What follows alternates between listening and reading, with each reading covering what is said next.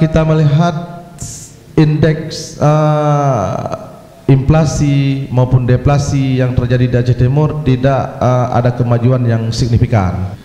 Dia menetapkan zona-zona pertanian sesuai dengan pH tanah yang cocok. Akhirnya apa? Negara itu hadir, pemerintah itu hadir ke sana, membangun konsep pertanian yang ideal. Itu bukan dilepaskan kepada masyarakat. Itu leasing besar-besar kan sama juga sama orang ini sebenarnya, ya kan? Bacut saho lah kalau orang Aceh bilang. Kenapa nggak disyariatkan?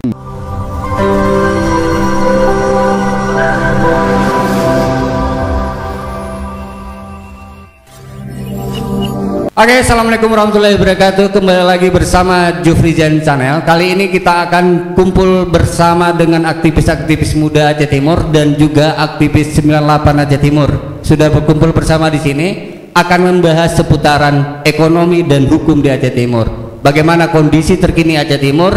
Nah, kita akan coba bahas dan kita hadirkan pakar-pakar yang sudah selayaknya untuk berbicara dan mengkritisi pemerintahan Aceh Timur yang selama ini apakah terlena atau memang selama ini pemerintahan Aceh Timur hidup dalam gelimang-gelimang apa gitu. Kita akan diskusikan bersama dengan di sini juga kita sudah hadirkan Bang Masri SP selaku pemerhati sosial Aceh Timur.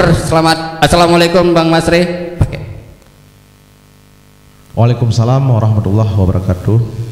Oke, juga kita hadirkan aktivis 98 yaitu Tengku Nasruddin yang bergelut sebagai pemerhati LSM dan penggiat LSM. Assalamualaikum Tengku Nas. Waalaikumsalam warahmatullahi wabarakatuh. Juga ada aktivis muda yang juga kita hadirkan hari ini. Beliau juga udah cukup kritis dan cukup bagaimana melihat kondisi Aceh Timur. Bang Roni. Assalamualaikum Bang Roni. Waalaikumsalam warahmatullahi wabarakatuh. Oke, kita sama-sama diskusikan hari ini atau kita lihat dalam kondisi ekonomi Bang Masri.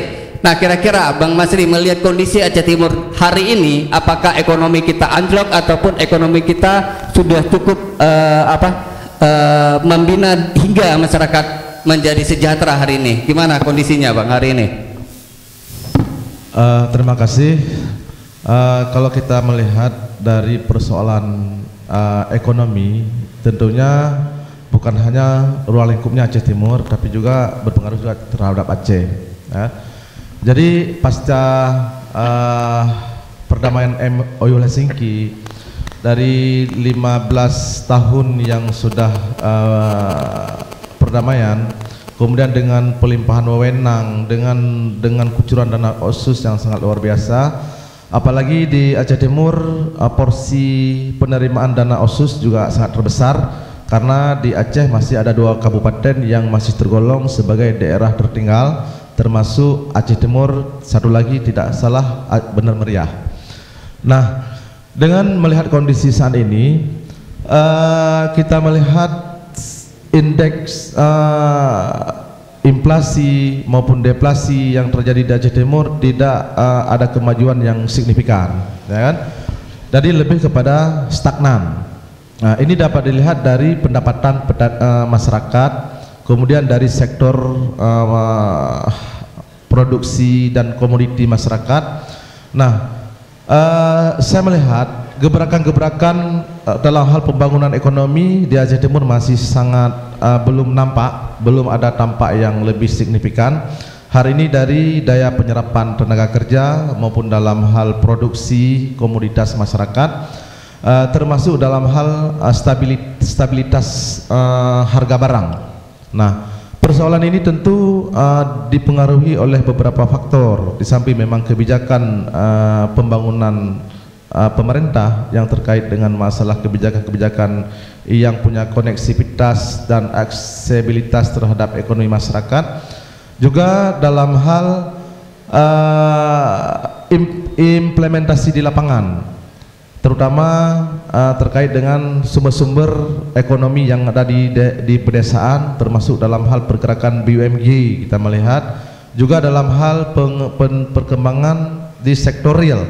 Jadi Aceh Timur sebagai daerah agraris, ya kan, tentu saja sektor real ini yang meliputi pertanian, perikanan, perkebunan, dan peternakan, belum ada suatu program ataupun perkembangan yang signifikan, program yang konkret yang bisa membantu bangkitnya ekonomi di Aceh Timur. Itu menurut saya sementara seperti itu. Jadi teruskan. Nah, jadi salah satu solusi yang sebenarnya siapapun bupati, solusi nanti kita oh iya, coba okay. Kita melihat kondisi hari ini bahwa ada BUMG ya yang sudah dikonsepkan untuk bagaimana terciptanya sebuah usaha besar untuk masyarakat masyarakat pedesaan. Kemudian juga ada juga beberapa peluang usaha yang saat ini juga dikonsepkan dengan pemberdayaan ekonomi mulai peternakan yang dikirim banyak bantuan kepada masyarakat untuk upaya peningkatan. Nah, ini diartikan bagaimana sehingga ekonomi sampai saat ini kalau kita lihat dari indeksnya bahwa tidak ada pertumbuhan ekonomi yang tajam untuk Aceh Timur. Nasruddin melihat seperti itu dari BUMG maupun dari beberapa hal, itu kira-kira bagaimana Teguh Nas melihat kondisi itu? Ya, Assalamualaikum warahmatullahi wabarakatuh. Saya pikir begini ya, yang pertama terkait ekonomi, yang pertama sekali adalah perencanaan. Kalau salah di perencanaan maka akan salah, terus akan salah. Di mana misalnya di Aceh Timur yang mayoritas adalah penduduknya adalah bekerja sebagai buruh tani. Nah, kalau tidak ada dalam perencanaan untuk meningkatkan ekonomi masyarakat di bidang pertanian, tentu ini kan perlu ada kebijakan. Yang pertama menetapkan dulu daerah-daerah mana di sektor misalnya penanaman padi, tanaman sawit, tanaman karet, dan itu disesuaikan oleh yang menentukan itu tentu adalah pemerintah daerah melalui tata ruang. Nah, di situ akan lahir nanti adalah petani-petani yang memang unggul. Artinya apa? Bahwa negara itu hadir untuk membimbing petani yang selama ini adalah kita melihat bahwa mereka hanya mengucurkan misalnya bibit, sudah mengucurkan bibit ya sudah, tentang penyuluhan bagaimana proses pendampingannya tidak ada. Sebanyak apapun dana yang dikeluarkan oleh pemerintah tentu ini tidak berguna kalau menurut saya, hanya berguna untuk dilakukan konsumtif. Akhirnya apa yang disalahkan juga adalah masyarakat petani yang akhirnya adalah dianggap bahwa mereka tidak mau mengerjakan. Nah, hari ini kita melihat bahwa dinas-dinas terkait seakan-akan bahwa mereka itu hanya bekerja di kantor, padahal mereka itu adalah bekerja seharusnya di lapangan. Yang harus dibina adalah beberapa sektor.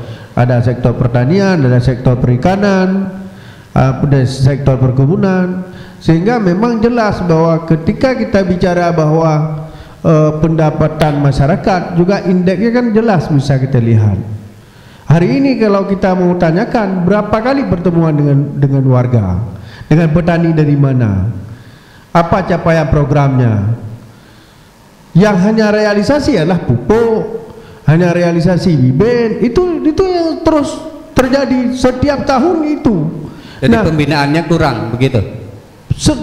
Yang pertama adalah perencanaan dulu di pemerintah Aceh Timur ini sendiri. Dia menetapkan zona-zona pertanian sesuai dengan pH tanah yang cocok.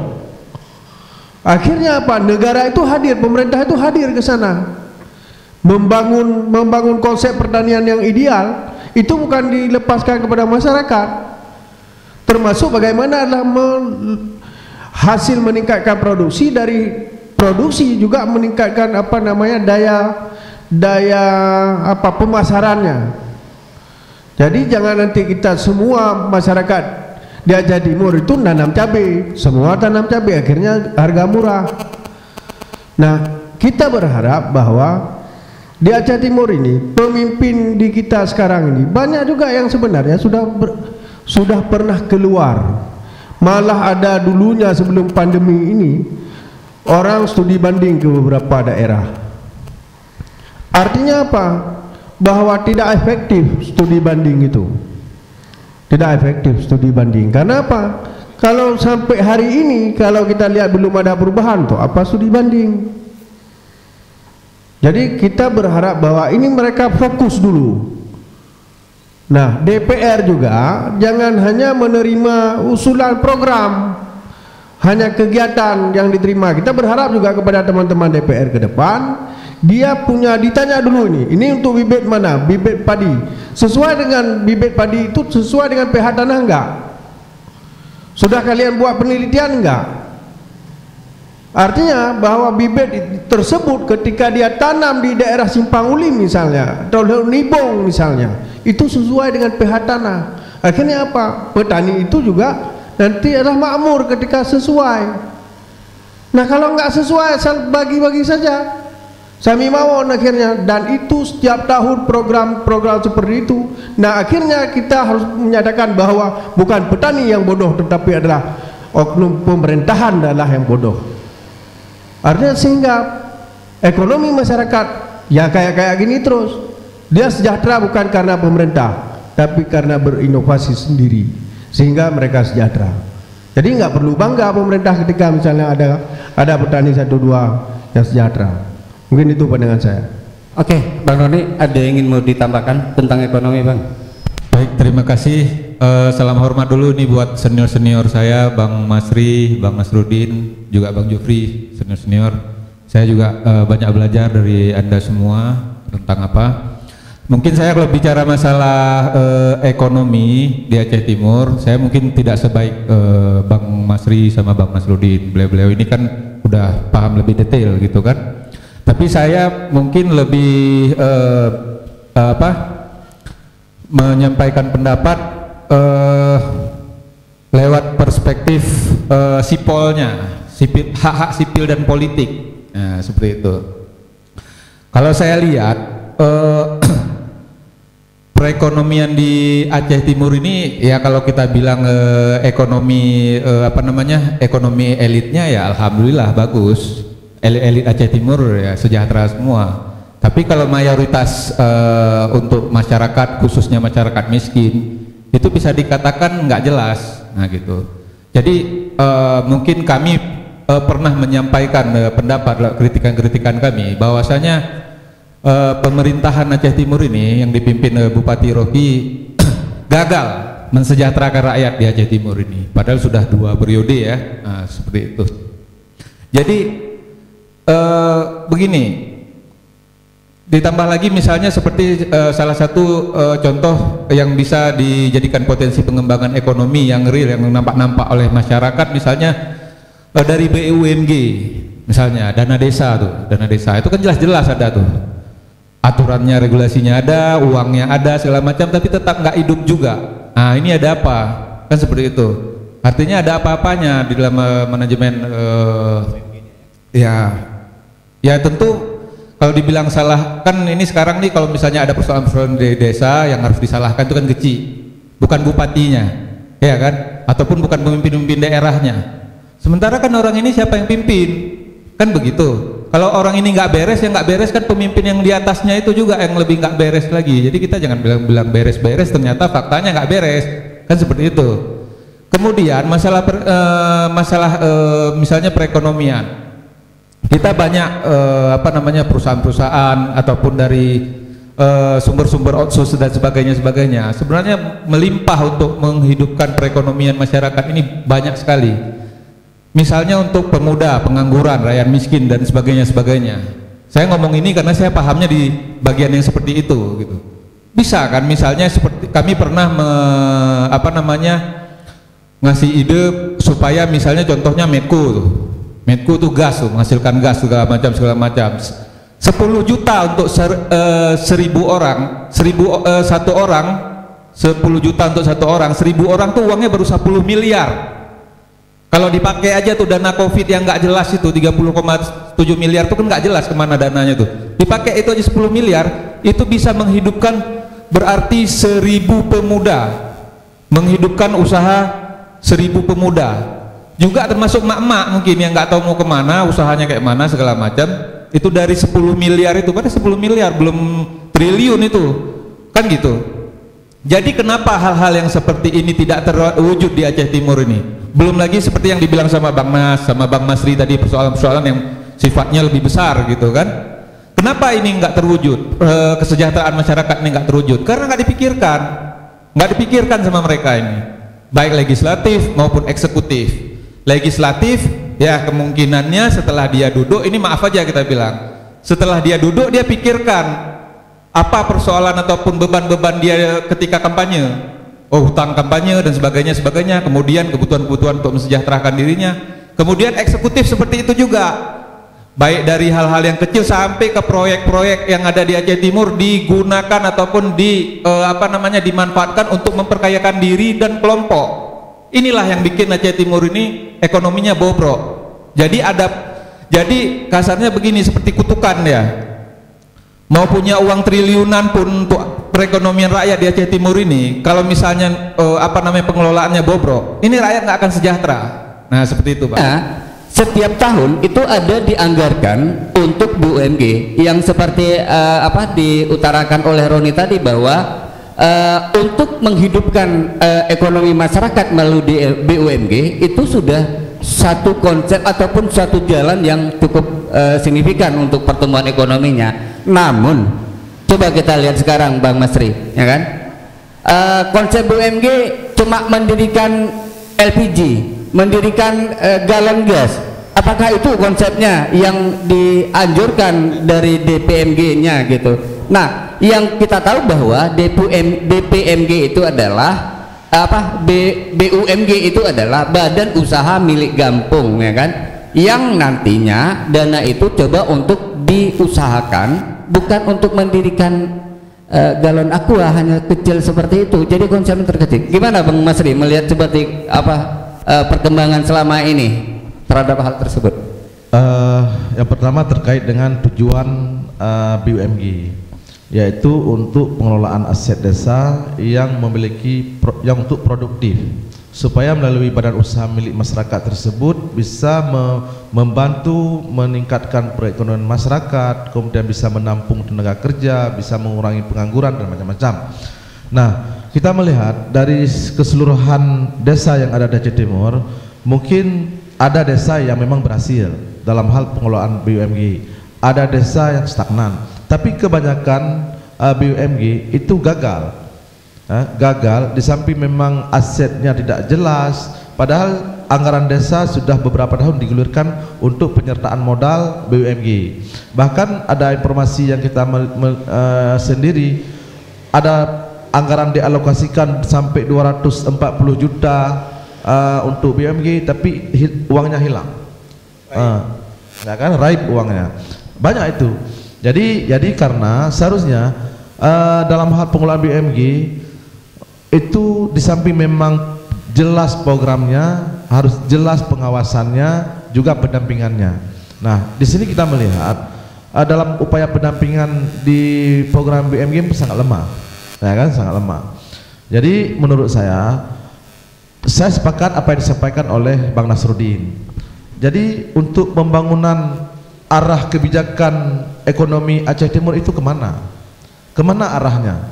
Ini kita tidak tahu. Nah kan, apakah memang di sektor usaha hilir atau hulu, atau di sektor usaha kelas menengah atau menengah ke bawah, ya kan? Kemudian apakah memang di sektor real, di bidang pertanian perikanan, kemudian ada zona-zona, ya kan?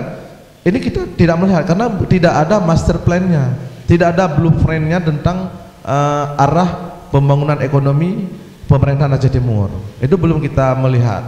Malahan yang ada kita melihat secara serampangan, sehingga apapun programnya tidak ada kejelasan ujung-ujungnya. Jadi itu menurut saya. Nah, kira-kira dari partisipatif ini kan dari yang ditawarkan oleh Tengku Nas tadi, bahwa ada partisipatif, kemudian lahirnya perencanaan, dari perencanaan itu coba untuk diimplementasikan, dan hingga dari perencanaan itu akan kemudian progresnya akan terlihat, kan begitu, ya kan? Nah, dari sisi itu Bang Masri, misalnya dari partisipasi masyarakat, apakah selama ini pemerintah melibatkan nggak dari perencanaan hingga dari partisipatif hingga merencanakan terhadap ekonomi itu? Jangan-jangan hanya memaksakan diri dari kebutuhan masyarakat, kebutuhan kepalanya pemerintah sehingga tidak dibutuhkan oleh masyarakat. Itu melihat gimana? Kalau dalam konteks BUMG, kalau memang proses perencanaan itu ada melalui musrembang di desa, tetapi kadang-kadang dalam mencetuskan gagasan usaha apa, sebenarnya ini ada arahan dari pendamping desa. Misalnya potensi di desa tersebut apa yang lebih layak, apa yang lebih cocok, apa yang lebih cepat berkembang. Berarti menggali potensi yang ada ya? Ya, seharusnya kan digali dulu potensi yang ada di desa tersebut apa, kan? Jangan di situ di daerah kawasan tambak, malah di usaha BUMG-nya di bidang peternakan. Jadi dari mana sumber pakannya, begitu.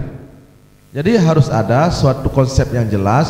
Jadi disinilah fungsi dan peran pendamping desa, karena pendamping desa itu kan tenaga ahli yang memiliki keahlian dalam hal perencanaan dan pendampingan. Jadi bisa mengarahkan masyarakat. Oh ini tidak layak, ini kurang cocok, ini sulit berkembang, ini sulit dipasarkan memang ketika memang ada hasilnya. Nah, ini kita melihat peran pendampingnya di sini dalam hal BUMG ini sangat kurang. Oke, nah melihat dari partisipasi seperti yang ditawarkan tadi bahwa adanya sebuah perencanaan, kemudian dari sisi itu melihat dari kondisi apakah keterlibatan dalam menyusun perencanaan itu ada keterlibatan secara partisipatif masyarakat enggak? Kita tidak mengkerucut melihat bahwa sektor ekonomi itu hanya sebatas BUMG. Kalau BUMG itu kan bahagian yang terkecil. Yang pertama sekali adanya blueprint di Aceh Timur tentang ekonomi, itu satu dulu yang harus jelas. Ketika itu sudah jelas, maka menjadi turunannya, ada turunan-turunannya, sehingga masyarakat pun ingin melakukan sebuah aktivitas untuk ekonomi, dia sudah paham bahwa ini loh daerah kami itu zonanya seperti ini. Terus yang tanaman yang cocok ini, ya kan? Kalau di bidang pertanian, begitu juga di bidang kelautan, begitu juga di bidang perkebunan, bahkan sekarang ini ada di sektor lain, misalnya ada pertambangan. Nah, kita nggak usah jauh-jauh lah kita bilang. Hari ini belum ada satupun aturan yang mengikat di Aceh Timur ini. Misalnya kita cerita misalnya terhadap perlindungan terhadap buruh di Aceh Timur itu sendiri. Di sini kan ada Medco, ada perusahaan-perusahaan sawit, ada perusahaan non sawit di bidang bergerak di bidang-bidang pembangunan. Boleh kita lihat secara bersama hari ini ada pekerja itu yang datang dari luar, padahal skillnya itu melimpah di Aceh, khususnya di Aceh Timur, di lokal. Apa tindakan pemerintah daerah? Perlindungan apa? Tidak ada hari ini. Malah ketika kita tawarkan seakan-akan itu menjadi persoalan besar bagi mereka.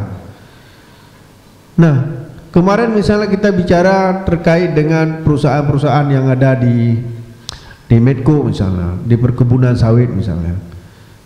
Siapa yang mengontrol itu? Dan tidak ada ketika kita mau larang orang dari luar mau datang, nggak boleh. Karena memang nggak ada aturan. Sehingga kita bicara bahwa di sektor ekonomi, jangankan ekonomi, perlindungan saja kita belum punya. Sudah 75 tahun kemerdekaan Republik ini di Aceh Timur, untuk perlindungan terhadap tenaga kerja kita belum ada lahir. Ini ngapain teman-teman DPR selama ini? Ngapain itu gebak-gebak hukum? Ngapain itu dinas tenaga kerja? Artinya tidak produktif. Nah, perlu adanya kanun perlindungan terhadap tenaga kerja ya? Ya, pasti. Dia mengatur semua hal di situ. Artinya gini, ketika misalnya bicara terhadap yang selama ini kan perlindungan sudah ada di secara nasional, tetapi untuk di Kabupaten Aceh Timur misalnya, salah satu tenaga skill misalnya yang tidak boleh didatangkan dari luar apabila tidak ada di Aceh Timur misalnya. Berarti sudah cukup di data beberapa tenaga skill ini nggak terjadi? Tidak ada. Kita coba datang ke Dinas Tenaga Kerja, berapa orang yang punya ahli operator beko di Aceh Timur ini? Nggak ada, mereka nggak punya data. Padahal setiap tahun yang kita mau lihat begini, sistem kerja di sini di pemerintah sekarang ini adalah secara tidak menyeluruh, secara general. Seakan-akan bahwa persoalan pertanian tidak ada urusan dengan dinas kesehatan. Padahal itu ada keterkaitannya. Bagaimana misalnya makanan sehat, ya kan? Bagaimana memperlakukan hasil pertanian supaya sehat, layak dikonsumsi. Seharusnya kan mereka itu bekerja secara general, sama-sama mereka harus turun. Hari ini kan nggak kayak gitu kejadiannya. Jadi perencanaan itu masing-masing dinas dan tidak saling terconnecting, ya, di antara satu dinas dengan dinas yang lain. Ini kan menjadi, apakah mereka tidak tahu? Saya yakin, 1000 yakin mereka tahu, tapi mereka enggan melakukan itu. Karena apa? Karena di situ ada kong kali kong alias enak melakukan korupsi. Karena tidak saling tahu, karena masing-masing dinas. Tapi kalau coba terkoneksi semua, pasti terbuka. Loh, itu Anda belum melakukan ini loh. Ini udah bulan sekian nih, ya kan? Kalau Anda belum melakukan itu, kami tidak bisa melanjutkan program yang lain gitu. Akhirnya apa? Saling terbuka dan mudah. Nah, kita berharap bahwa ke depan adanya, ya, pemerintah itu berpikirlah. Dan dalam hal ini adalah pemimpin termasuk sekdanya, bupatinya, DPR-nya, kan, berpikir bahwa buat program ke depan itu adalah secara komprehensif. Mungkin itu yang saya lihat, bahwa kalau sejauh itu tidak mau dilakukan, maka kita mimpi bahwa di Aceh Timur ini akan lebih maju, ya kan, lebih maju.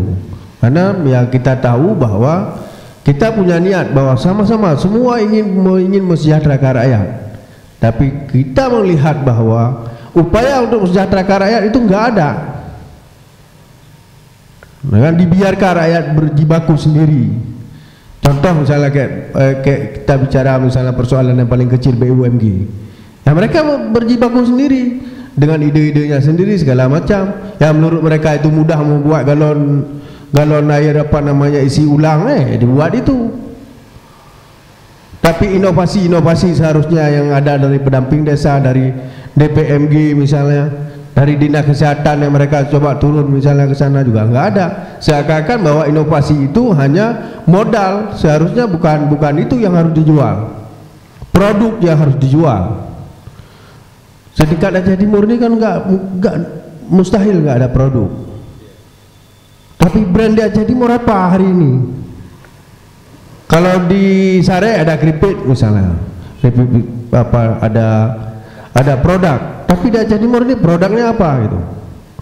Masa seluas sini Aceh Timur nggak ada produk? Kan sangat aneh, ya kan? Kita akan ketawa kalau bicara persoalan pisang sale aja yang memang dari dulu ada sampai sekarang nggak ada diberdayakan. Ya kan? Artinya ini jauh kali ketinggalannya. Nah, mungkin itulah pandangan saya. Oke, kalau kita lihat dari kondisi itu, kemudian juga berarti masyarakat dibiarkan untuk melakukan segala kegiatannya dengan sendiri. Bagus kenapa? Bagus berarti masyarakat Aceh Timur tercipta dengan kemandiriannya gitu, lebih mandiri. Dia tidak tergantung dengan pemerintah gitu. Kehadiran pemerintah di situ ada atau tidak, ya ada, berarti nggak begitu dibutuhkan gitu. Berarti pemerintah berhasil berarti seperti itu menciptakan kemandiriannya masyarakat. Ya, tergantung pandangan siapa. Misalnya kita bicara nggak usah jauh, Thailand, yang hadir itu adalah negaranya. Mereka yang menentukan ini boleh apa dan tidak boleh apa itu adalah negara. Dan hari ini kita ketahui bahwa Thailand itu mengirim bahan pertanian malah ke Malaysia, ya kan, mengirim barang pertaniannya adalah ke Aceh, ke Indonesia. Artinya apa? Bahwa juga negara hadir ke sana adalah ingin mensejahterakan, memberdayakan masyarakat. Dia ketika negara hadir ke sana adalah bukan membawa yang lain, tapi menggali potensi yang ada, itu didorong masyarakatnya supaya mereka lebih mandiri. Yang selama ini mereka bahwa sudah mandiri, artinya oke, kita harus bicara misalnya tentang di Lonibong aja contoh. Di Lonibong sekian banyak panen padi setiap tahun, dan setiap tahun panen padi itu selalu ada datang tengkulak-tengkulak dan dia beli hasil panen dibawa ke Medan. Apa peran pemerintah? Seharusnya peran pemerintah di Aceh Timur itu tidak hanya menghasilkan, begitu petani sudah menghasilkan bahan produk bahan pokok, artinya bisa ada pengolahannya. Misalnya pabrik tepung, kan nggak mahal kali beli buat tepung pabriknya.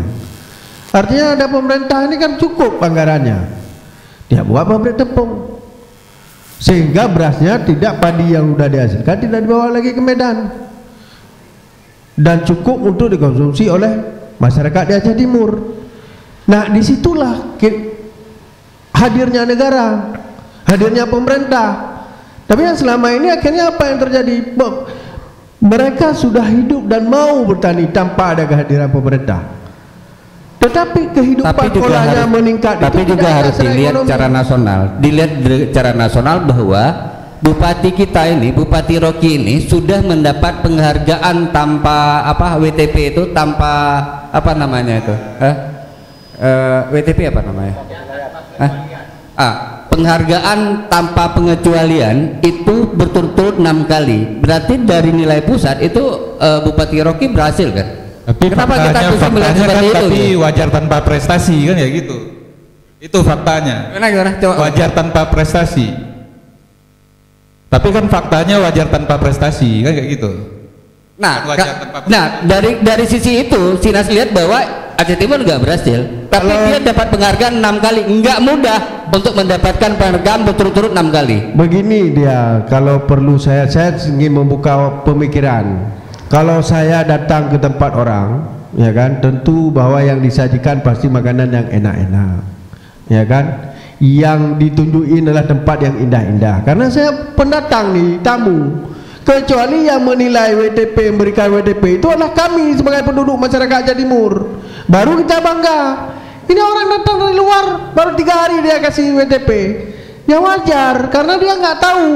Karena apa? Yang ditunjuk adalah persoalan yang indah-indah, ya tempat makan yang bagus, ya kan? Tidurnya, ini ada hotel berbintang 8 misalnya.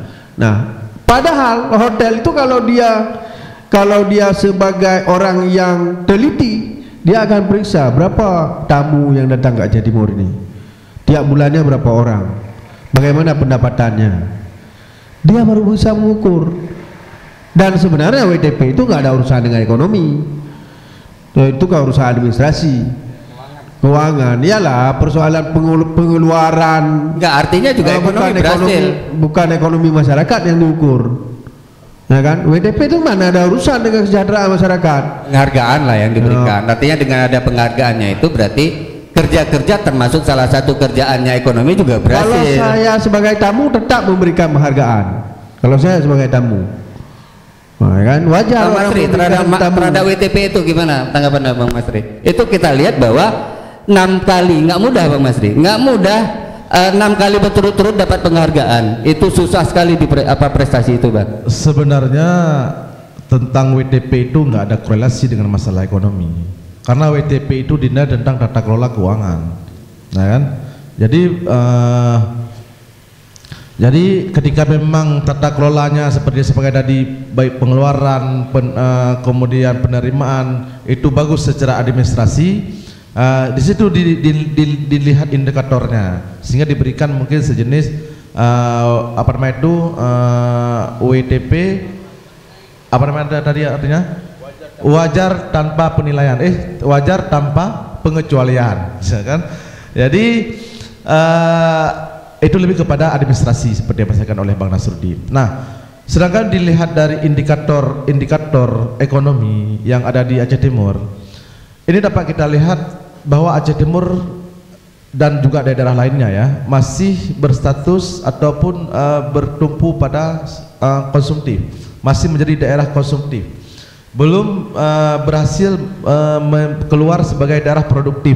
Nah, ketergantungan ekonomi Aceh, khususnya Aceh Timur, itu masih 80% ke luar daerah.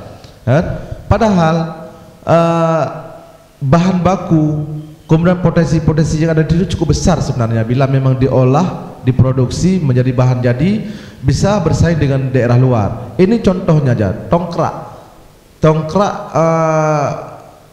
untuk congkel gigi itu harus kita pesan dari Medan. Padahal di sini cukup banyak pokok bambu, ya kan? Kenapa ini nggak bisa diberdayakan oleh masyarakat? Belum lain-lainnya, apakah itu kancing baju, kemudian peniti, itu hal-hal kecil, kan? Belum kepada persoalan yang besar. Makanya ketergantungan kita dengan luar daerah inilah yang memang kita tidak berdaya hari ini, karena memang tidak harus bergantungan kepada nilai barang, sehingga kan terjadi monopoli harga barang juga di Aceh, termasuk Aceh Timur. Jadi semua nilai barang itu, harga barang itu dikendalikan oleh luar daerah, sehingga yang menjadi rugi adalah petani kita, yang menjadi rugi adalah pedagang kita. Makanya kan ini belum ada upaya-upaya dari pemerintah. Nah, seharusnya pemerintah seperti yang disampaikan sama Bang Nasruddin, misalnya daerah Pantai Bidari, Madat dan Simpang Lim, itu adalah kawasan agropolitan, daerah kota tani, ya kan? Di situ ada pabrik produksi pupuk, sehingga pupuk di situ tidak sampai langka. Ada pupuk organik yang diolah oleh masyarakat di situ. Begitu juga dengan sektor perikanan, daerah tambak, kawasan pesisir, ada pabrik pakan dalam skala menengah, tidak perlu dalam skala besar, sehingga kebutuhan untuk pakan, kebutuhan untuk pupuk tidak harus selalu bergantung kepada luar daerah. Nah, ini yang belum kita lihat ada aksi-aksi dari pemerintah kita untuk melakukan upaya-upaya memutuskan atau mengurangi mata rantai ekonomi, jangan terlalu bergantung kepada luar daerah. Oke lah, kita coba lihat ya. Sekarang ada beberapa kebijakan dari pemerintah daerah, termasuk pemerintah Aceh, mengubah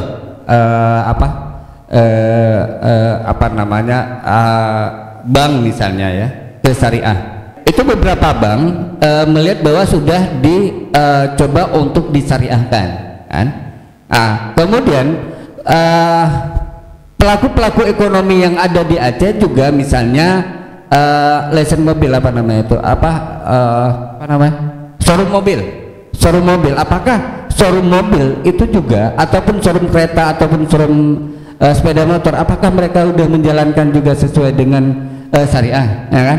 Kemudian satu lagi, rentenir sekarang, koperasi-koperasi yang mentebar luas, pelaku-pelaku ekonomi.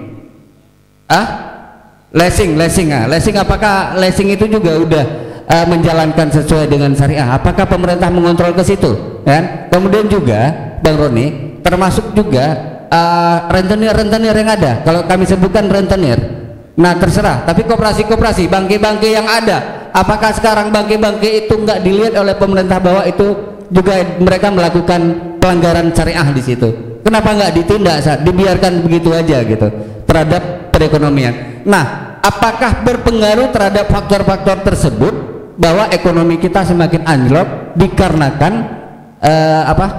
bunga yang begitu tinggi dan orang begitu mudah untuk meminjam, sehingga orang kalang kabut setelah waktu di saat pembayarannya? Itu melihat kondisi itu gimana, Bang?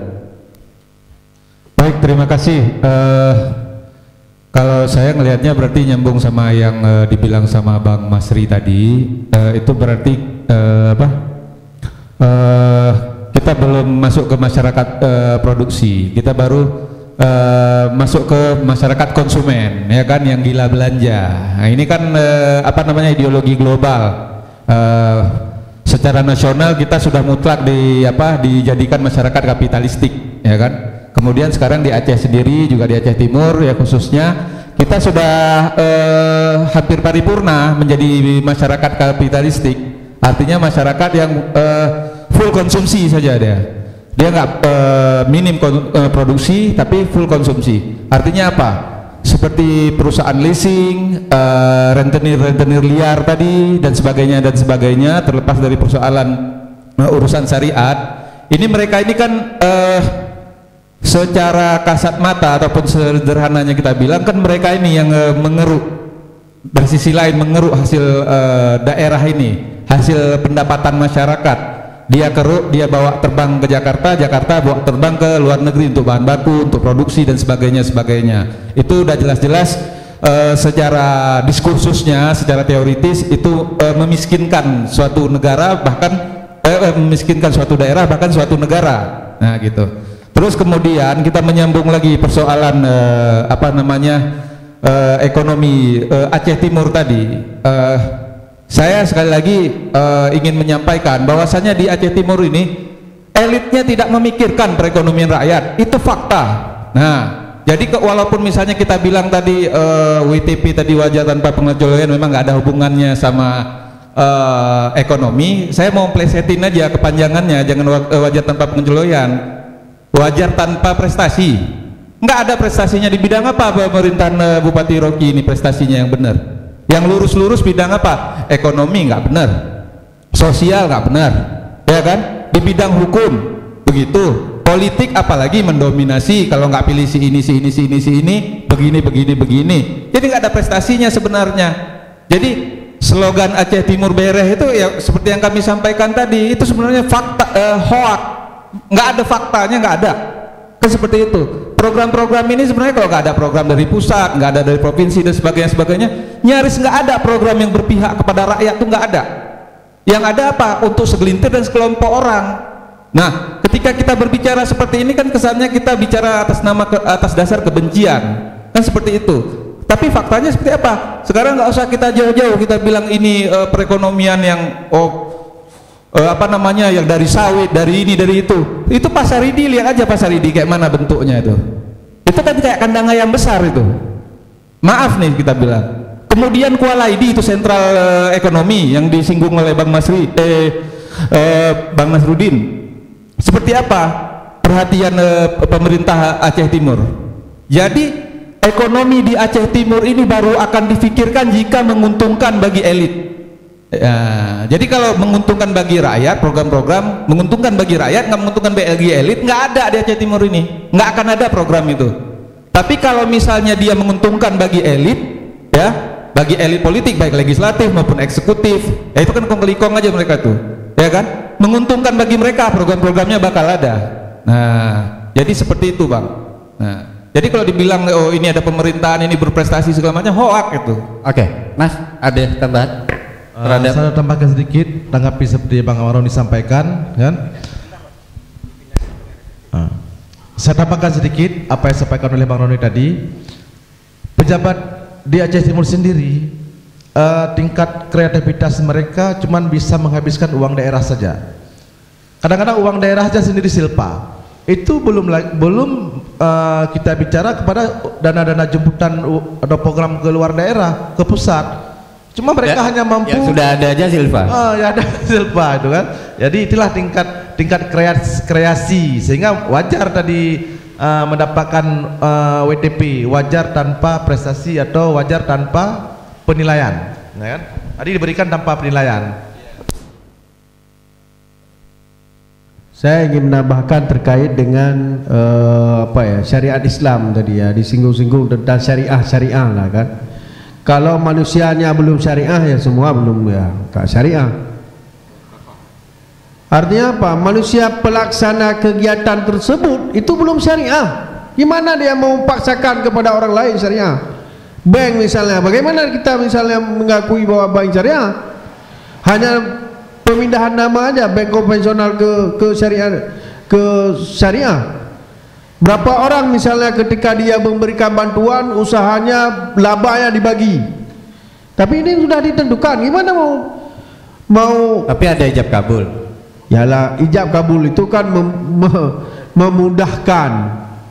Kalau saya lihat bahwa yang sangat penting adalah orang-orang yang ada di pemerintah, orang-orang yang ada di bank itu adalah orang-orang yang bersyariah dulu, maka baru lahirnya syariah. terkait misalnya dengan apakah dengan syariah bahwa ini akan mundur. Sebenarnya orang bodoh berpikir begitu. Kenapa? Sekarang daging yang hari ini kebutuhan Timur Tengah itu diambil dari Australia, di negara Yahudi, negara-negara Nasrani. Kenapa enggak di Aceh misalnya, yang memang negara yang sudah ditetapkan syariat Islam, itu didorong untuk lahirnya misalnya lumbung daging di Aceh dikirim ke Timur Tengah. Padahal orang-orang menjadi pemimpin itu cukup banyak, udah studi banding keluar daerah. Bukan mereka nggak tahu, pura-pura bodoh. Ini yang terjadi. Jadi bukan karena syariat Islam orang miskin, nggak ada itu. Kalau seandainya bangke sendiri yang beredar di Aceh, kalau bangke sendiri kan artinya begini. Kalau menurut saya adalah yang lemahnya adalah siapa? Ada dinas koperasi. Itu aja nggak bisa diurusin. Kalau nggak didatangi, pelanggaran secara hukum.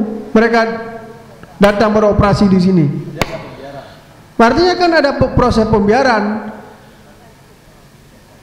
Yang hal-hal yang kayak gitu aja nggak bisa diurusin. Kalau lagi kita bicara persoalan ekspor impor, itu nggak jauh-jauh sekali lah. Saya berpikir beginilah. Kalau memang ini ingin serius pemerintah daerah Kabupaten Aceh Timur ini, harusnya diskusi semacam ini itu diperbanyak, bukan dianggap alergi, dianggap musuh, tapi ini menjadi masukan untuk kemajuan bersama. Karena kita bicara di sini adalah apa? Kepingin kita membangun Aceh Timur yang lebih baik ke depan. Bukan karena ingin kita benci kepada pemimpin yang sekarang, tidak. Itu yang mereka harus pahami. Dan kita juga tidak mau minta bahagian dari mereka. Kita kepingin bahwa bersama-sama ingin membangun Aceh Timur yang lebih baik, baik dari sektor ekonomi, pendidikan, kesehatan, termasuk adalah persoalan pelaksanaan syariat Islam. Berarti prakarsa Jufrijen ini gimana? Bagus Bang ya untuk duduk warung kopi pojok warung kopi ini. Ya, saya berharap ketika kita duduk di seperti ini juga ada penyeimbang. Ada teman-teman, ada teman-teman. Mereka masih alergi. Kita udah berapa kali undang, tapi mungkin mereka belum bisa menerima pendidikan secara terbuka. Bila perlu begini, kalau memang mereka alergi duduk di warung kopi, kita yang datang ke sana kita buat diskusi semacam ini di kantor mereka. Karena juga kantornya kantor kita. Oke, kalau ini kan persoalan alergi, kan? Udah, ekstrimnya kita berpikir hari ini, kita rubah konsepnya, kita lebih proaktif, karena kita ingin membangun bangsa ini, membangun daerah ini lebih maju, kita yang datang ke sana, ya kan? Mungkin itu lebih baik. Ada teman ya. Tadi yang saya maksud Pasar Ridi itu seperti kandang ayam besar. Itu kenapa maksudnya? Ini jangan salah paham. Maksudnya saking tidak tertatanya, ya kan? Itu jangankan kita, anak kecil aja tuh ngerti itu seperti apa pasar raya ID itu. Padahal potensi ekonomi lah kita cukup besar. Padahal potensi ekonomi di situ. Belum lagi Kuala ID yang jelas-jelas sentral ekonomi daripada kita. Kemudian satu lagi Bang, mengenai tadi saya belum nyambung ke syariat Islamnya, mengenai misalnya kredit koperasi liar ini, ya kan? Ini kalau disandingkan dengan disinggung lewat syariat Islam di sini saya lihat di dalam konteks ini diskriminatif, jelas-jelas diskriminatif. Itu kan yang dikejar kan koperasi keliling aja tuh, yang nggak berani-berani ngelawan orang-orang yang yang ngejar-ngejarnya. Itu leasing besar-besar kan, sama juga sama orang ini sebenarnya, ya kan? Bacut saho lah kalau orang Aceh bilang. Kenapa nggak disyariatkan misalnya, ataupun seperti apa? Artinya kita ini jangankan di hukum konvensional, hukum syariat aja kita tebang pilih, diskriminatif, ya kan? Jadi karena mereka yang lemah, mereka lah yang dikejar. Ya, mereka lah yang diteriakin takbir, begono begini. Ini setan yang besarnya nggak dikejar tuh. Nah, ini maaf. Itu inisiatif dari beberapa masyarakat yang mengejar, tapi bukan belum ada pelarangan langsung oleh pemerintah. Iya, produksi besar, harganya tidak turun, di saat nggak ada produksi harganya tetap stabil. Ada nggak melihat dari sisi itu mengontrol harga yang stabil terhadap kondisi itu? Kalau menurut saya solusi untuk bangkit ekonomi itu yang pertama harus ada industri processing. Jadi industri pengolahan ini baik dalam skala besar, menengah dan kecil. Yang pertama, dengan hadirnya industri ini akan menampung ribuan tenaga kerja. Jadi sehingga dapat mengurangi pengangguran dan kemiskinan. Yang kedua, dengan adanya industri pengolahan ini, harga komoditas masyarakat jika pun tidak naik akan stabil antara nilai jual dengan nilai beli jenis kebutuhan lain. Kemudian dengan adanya industri processing ini akan menampung daya beli masyarakat. Nah, itulah yang sekarang yang jadi masalah. Di Aceh Timur tidak ada industri yang bisa menampung tenaga kerja, yang bisa mengolah hasil komoditas masyarakat, termasuk juga belum ada upaya-upaya termasuk dalam hal seperti yang sampaikan tadi, seperti pada saat lonjakan ikan di PID. Seharusnya ada industri pengolah ikan, bukan hanya mengolah menjadi ikan asin, bukan hanya mengolah menjadi ikan kayu, tetapi bisa mengolah jenis produk lain dari bahan bakunya ikan dengan menghasilkan produksi yang bernilai. Termasuk juga di daerah Simpaulim, begitu juga daerah Lokop, Narun, di sana ada industri-industri processing. Nah, selama ini yang kita lihat cuman dalam hal pengolahan kelapa sawit, itu pun tidak tertampung semuanya. CPO-nya aja. CPO-nya aja. Jadi inilah yang jadi persoalan hari ini. Makanya solusinya hidupkan industri. Sebenarnya kalau memang pemerintah punya keinginan, punya political will untuk membangun ekonomi masyarakat, bisa menggunakan dengan sumber daya yang ada. Misalnya sekarang ada BUMG, ada dana APBK,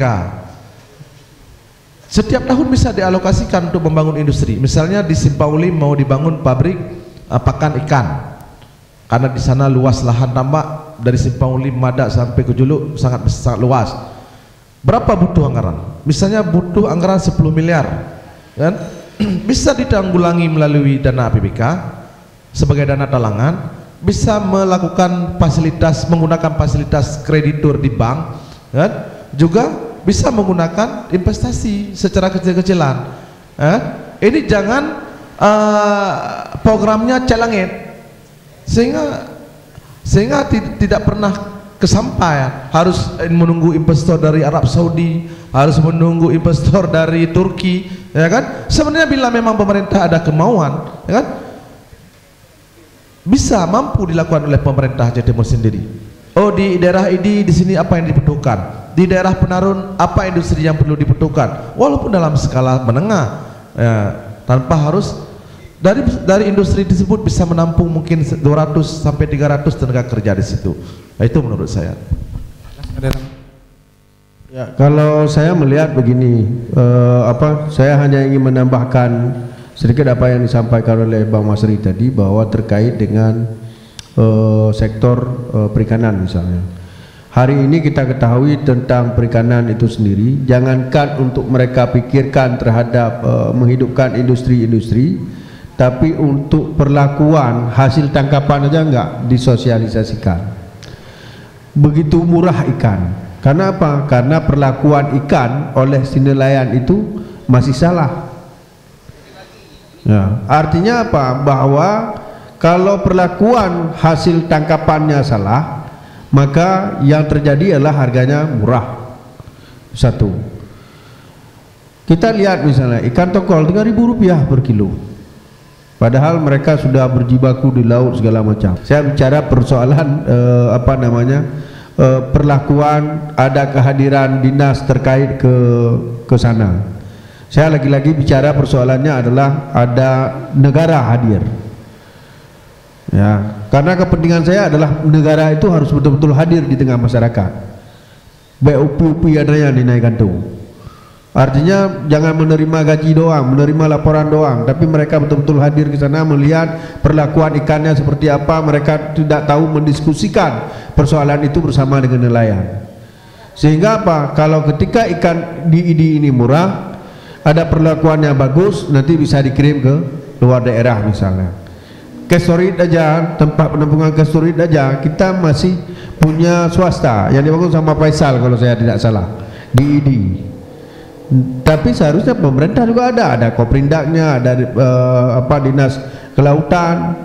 Ngapain dinas kelautan di sana? Jadi saya berpikir bahwa hal semacam ini juga termasuk perlindungan, misalnya perlindungan terhadap nelayan. Kemarin misalnya kita pada yang meninggal 1 orang, apa perlindungan yang ada? Padahal komunitas nelayan itu sangat besar. Ya ada jaminan asuransi, seharusnya itu ada. Nah makanya saya berpikir bahwa bicara kesejahteraan kan bukan hanya finansial, bicara kebijakan. Kalau misalnya dibilang Bang Masri tadi ada silva, artinya uang silva itu dia menjadi asuransi. Udah negara tinggal alokasikan untuk jadi asuransi nelayan misalnya. Silva yang dimaksud itu tidak cukup ide untuk merencanakan sehingga menghabiskan dana tersebut. Uangnya tidak kan dia nggak ada ide nih. Berarti kalau ada ide asuransi berarti habis uangnya. Kasih gitu aja kan? Daripada silva, ya kan? Artinya kalau menurut saya bahwa negara ini, pemerintah hari ini di Aceh Timur harus betul-betul bahwa hadir di tengah masyarakat. Itu intinya, sehingga apapun persoalan di tengah masyarakat, pemerintah itu sudah tahu duluan. Jadi sehingga tidak kita caci maki, kadang-kadang dicaci maki di warung kopi segala macam. Ini kan akhirnya apa? Jadi apatis, krisis kepercayaan terhadap pemerintah, begini tuh. Oke. Mungkin kita singgung sedikit aja tentang hukum. Nah melihat kondisi hari ini, mungkin udah ada 2 keputusan yang paling menonjol kemarin. Keputusan Pengadilan Negeri ID menyatakan bahwa ada kasus 9 oknum polisi kemarin. Nah, kemudian kejaksaan melakukan kasasi ke tingkat menang kejaksaan kalau kita merujuk dari situ, kondisi keputusan hukum sendiri itu bagaimana sehingga dikasasi kembali sehingga bisa berubah keadaan di hukum kita. Apa yang terjadi dengan itu gitu? Baik, kalau saya melihat persoalan hukum di Aceh Timur, saya lihat khususnya juga persoalan itu. Kemarin kan kayak pengadilan berarti terakhir sudah berapa kali ya memutuskan bebas ya masalah narkoba dan sebagainya gitu kan. Juga saya mendengar dari kawan-kawan aktivis hukum lah gitu, seperti misalnya Yara dan sebagainya, itu dicurigai isunya udah nggak jelas gitu, penegakan hukum di Aceh Timur ini udah nggak jelas. Nah itu intinya, artinya banyak permainan kong kali kong, dicurigai seperti itu. Nah jadi persoalan masalah si ini 9 orang sekian orang dibebaskan apa segala macam tuh, setelah dibebaskan nyaris nggak ada penjelasan yang komprehensif kepada publik. Itu yang terjadi sekarang ini. Tahu-tahu publik dibuat menganga, ini kok dibebaskan, kenapa ya, ada apa ya? Tapi kayak orang tabrakan, setelah kena tabrakan nggak bisa bicara publik ini. Nah seperti itu. Jadi nggak jelas seperti itu. Nah itu saya lihat. Kemudian untuk hal-hal lain yang jelas-jelas bisa kita lihat persoalan hukum di Aceh Timur ini, saya lihat diskriminasinya cukup kuat dan sangat kentara. Saya lihat misalnya ini contoh yang terbaru aja kita lihat. Kemarin itu ada kasus oknum masyarakat yang ngacung-ngacungin parang tuh di konter HP. Dia ngacung-ngacungin parang, kalau saya lihat juga di video yang beredar dia juga ada mukul itu si korban gitu kan. Itu kan udah ditangkap orangnya, langsung ditangkap dia. si pelaku ini. Tapi mungkin abang juga ingat nih, abang-abang ingat juga ada oknum pejabat yang juga ngancung-ngancungin parang. Udah ditangkap belum? Belum kan? Nah, itu salah satu contoh kenapa itu bisa seperti itu. Kita bicara ada diskriminasi hukum di sini. Kita kan bicara faktanya, itu faktanya sekarang belum ditangkap. Masih nunggu P21, nunggu apa? Itu pun kasus lain itu. Nah, satu. Yang kedua, banyak lagi kasus-kasus kekerasan dan sebagainya, ya kan? Ada juga misalnya yang pelakunya ponakan dari oknum aparat, dari oknum dewan segala macam, sampai sekarang tidak tidak ada sanksi hukuman ataupun sanksi badannya, nggak ditangkap. Kita bilang bukan belum ditangkap ya, belum ditangkap lah, seperti itu. Artinya apa? Ketika di kemarin itu kami dapat informasi juga dari kawan-kawan LBH Trisila itu, dia ngomong itu klien mereka yang ngelaporin, ya kan, nggak ditangkap itu apanya, tapi orang yang berkaitan sama klien mereka yang dituduh menganiaya segala macam udah ditangkap karena apa? Diduga ada orang kuat di belakangnya. Nah, seperti ini sekarang hukum di Aceh Timur ini. Nah, kita nggak tahu nih siapa salah siapa apa. Kita ini kan bicara yang terjadi nih, yang faktanya. Ada permainan, nggak ada permainan tuh kita nggak lihat. Berarti tumpul di bawah, tajam ke atas ya, gitu. Ya, atau gitu. apa? Sebaliknya. Nah, seperti itu. Ini faktanya. Kita nggak bilang oh ini ada permainan, ini ada itu. Kan kita nggak lihat tuh, nggak bisa kita tuduh-tuduh orang. Tapi faktanya itu orang awam, orang biasa. Dia nenteng-nenteng parang, habis itu kemudian dia nokok itu si yang ada di korban di di counter, udah ditangkap dia. Ini yang si pejabat, ya kan, yang jelas-jelas semua wartawan juga ngerti itu persoalannya apa, orang LBH, habis itu aktivis-aktivis hukum di yayasan Diara segala macam tahu. Belum ditangkap orangnya. Oke lah, berarti tingkat keadilan di sini belum dirasakan. Betul, ya? Itu belum lagi misalnya kasus-kasus lain. Misalnya kasus tendangan maut tuh, nggak usah saya bilang, mungkin kita tahu semua. Terus kasus kekerasan terhadap masyarakat yang lain yang dilakukan oleh pejabat, itu sampai hari ini nggak ada kejelasan mau diapain nih pejabat, mau ditangkap apa nggak ada. Tapi begitu orang-orang kecil yang kena segala macam, gagah berani langsung di apa? Oke. Ada tambahan Bang Masri terhadap itu? No comment atau gimana? Ada kira-kira Masri? Ya. Terkait dengan persoalan hukum, kadang-kadang orang berpikir gini, terlalu banyak persoalan hukum, seharusnya terbalik orang berpikir. Bagaimana negara itu melindungi semua pihak, semua memberi keamanan. Ketika memberi keamanan, tentu investasi juga akan datang, kan, seperti itu. Nah, kita berharap bahwa apa yang dialami oleh teman-teman misalnya terkait dengan proses pelaporan, kalau memang itu sudah P21 atau di SP3kan dalam bahasa hukum mereka itu disampaikan bahwa alasannya apa, sehingga kita sebagai masyarakat juga tahu bahwa yang kita mau lihat di sekarang di sini, apakah kesadaran hukum yang menipis atau pelaku hukum yang tidak adil. Kalau saya melihat bahwa ini ada dua hal, dua yang sama. Yang pertama adalah masyarakat sendiri bahwa ini apatis terhadap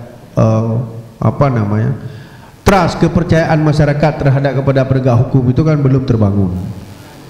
Kalaupun ada, belum maksimal di Aceh Timur ini. Makanya penegak hukum itu tidak eksklusif. Sehingga apa yang terjadi adalah jangan sampai ada semacam Baroni sampaikan tadi, bahwa ini loh kasusnya ketika masyarakat miskin atau masyarakat kecil itu dilakukan penindakan secara langsung, sementara pejabat tidak dilakukan penindakan secara langsung. Ini kan akhirnya apa? Trust, kepercayaan kepada penegak hukum itu kan semakin lemah. Kalau menipis kepercayaan masyarakat kepada penegak hukum, tentu ini negara akan semakin bahaya. Ini yang harus dipahami oleh penegak hukum sekarang. Bukan kita mengkritisi ini karena kita tidak suka dengan lembaga mereka, tapi mereka harus sadar. Justru kita harus mendorong, mensosialisasikan tentang penegakan hukum di Kabupaten Aceh Timur ini. Apakah itu di bidang korupsi, apakah itu di bidang kriminal, apakah itu di bidang illegal lodging misalnya, illegal fishing. Kan ini kan ada di Kabupaten Aceh Timur, termasuk narkoba. Nah, hal-hal semacam itulah yang seharusnya secara general kita harus dorong itu, ya kan? Nanti ada lahir misalnya semacam bukan forum ini, artinya ada semacam pemikiran bersama, misalnya tentang syariat Islam, ada hukum positif, ada hukum negatif. Nah, artinya apa? Bahwa ketika mereka duduk secara bersama, dia menyampaikan kepada masyarakat sehingga masyarakat pun paham. Jangan nanti dilihat penegak hukum lari masyarakatnya. Masih terang. Oke. Jadi kalau Abang tanya apakah ini dua-dua pihak tidak sadar ataupun seperti apa? Kalau saya lihat masyarakat ini sadar hukum. Tapi ketika hukum tidak ditegakkan, ya kan? Ini contohnya masyarakat sadar hukum, ya kan? Misalnya nih kita lihat ada masyarakat ngelihat polisi berdiri tuh di pemerintahan, ya kan? Dia kira polisi mau razia dia udah belok aja ke sini langsung, padahal polisi kan mau ngamankan apa? Itu bukan sadar hukum, Bang, takut hukum. Nah, misalnya seperti itu kan. Kemudian soal hukum di masalah kriminal ataupun apa misalnya seperti itu, ya kan? Ini kalau misalnya masalah kekerasan, kalau penegak hukum tadi tegas, masyarakat takut, dia nggak akan berani. Tapi saya pernah dengan berdialog sama korban-korban kekerasan. Mereka ada yang jadi dendam karena hukum ini nggak ditegakkan. Nah, jadi karena dia berharap hukum mengadili si pelaku, ketika hukum tadi nggak mereka lihat mengecewakan mereka malah berpikir mereka mau main hukum rimba. Ini yang sesuai sama yang dibilang Bang Nasruddin tadi, bahwasanya ini membahayakan. Kan seperti itu. Oke. Menambahkan gini ya. Yang pertama kali kita harus pahami bahwa misalnya di Aceh Timur, berapa kasus korupsi yang sudah diadili di Kabupaten Aceh Timur tahun 2019? Nah, kalau 2020 okelah masih tahun berjalan. Tapi 2019 berapa kasus korupsi yang sudah diadili? Nah, itu perlu kita tanyakan. Karena apa? Apakah memang di Kabupaten Aceh Timur ini tidak terjadi korupsi? Apa iya kayak gitu? Atau memang ini tidak diproses? Oke, isu korupsi nanti kita akan tunda. Artinya ketika bicara korupsi ini kan bicara persoalan hukum, penegakan hukum tadi. Kan seperti itu. Nah, kita berharap bahwa ke depan, kita berharap bahwa ada tema ke depan bahwa kita duduk secara bersama, kita membuka saja. Kita buka. Artinya kita bukan ingin mengadili mereka, tapi kita ingin tahu bahwa mempertanyakan sejauh mana sebenarnya, apa persoalannya. Kalau memang ini betul-betul udah syariah mungkin di Kabupaten Aceh Timur, karena orang udah takut korupsi dengan Tuhan, takut korupsi dengan penegakan hukum. Ada dua ketakutannya. Ya kan? Karena kita nggak tahu lah, karena orang udah syariah kan sudah mempercayai kali. Tapi saya aku yakin bahwa persoalan korupsi di Aceh Timur ini masih sangat terencana dan terukur. Mungkin itu.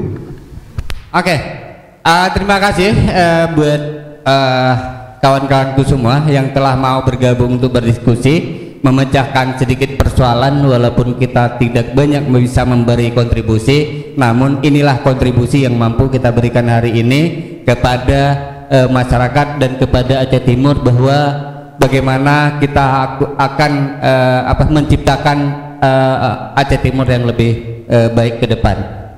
Sedikit saya menyinggung persoalan misalnya kesadaran hukum, tapi lapas di apapun rutan ataupun lapas di Aceh Timur itu overload gitu. Intinya bahwa banyak yang ditangkap bahwa dengan overloadnya rutan berarti kesadaran hukum masih sangat lemah. Perlu kita akan duduk bersama untuk kita diskusikan seperti ini dengan menghadirkan beberapa pakar hukum untuk bercerita ataupun memberi gambaran bagaimana terhadap hukum yang terjadi di Aceh Timur selama ini, termasuk juga dengan kasus-kasus korupsi yang sedang ditangani saat ini, apakah sudah sudah ditindaklanjuti atau belum, atau masih ada pembiaran terhadap korupsi. Itu mungkin yang isu ke depan akan kita udah closing. Ya, mau closing statement satu. Satu kalimat. Artinya di Aceh Timur ini ketika hukum ditegakkan secara tidak adil, itulah pelanggaran hak asasi manusia. Itu. Oke. Terima kasih banyak buat semua, dan kita diskusikan panjang lebar termasuk ekonomi dan hukum hari ini. Tema ini yang bisa kita hadirkan. Kita berharap tadi bahwa ada kehadiran beberapa dari pemerintah, namun sudah kita tunggu sampai sudah berapa jam kita tunggu namun tidak hadir. Mungkin mereka kesibukan dengan rapat atau ada acara-acara lain yang tertunda acara pada hari ini. Tapi bersyukur tanggapan ini ataupun diskusi ini sudah dianggap lebih baik oleh masyarakat. Ada beberapa dinas sudah mendukung kita untuk langsung berlanjut untuk diskusi ini, dan dirasakan manfaat juga oleh beberapa masyarakat yang menonton video-video yang kita hasilkan hari ini. Dan harapan kita ke depan semoga dengan diskusi ini akan menjadikan Aceh Timur yang lebih baik. Terima kasih banyak. Saya akhiri dengan wabillahi taufiq wal hidayah. Wassalamualaikum warahmatullahi wabarakatuh.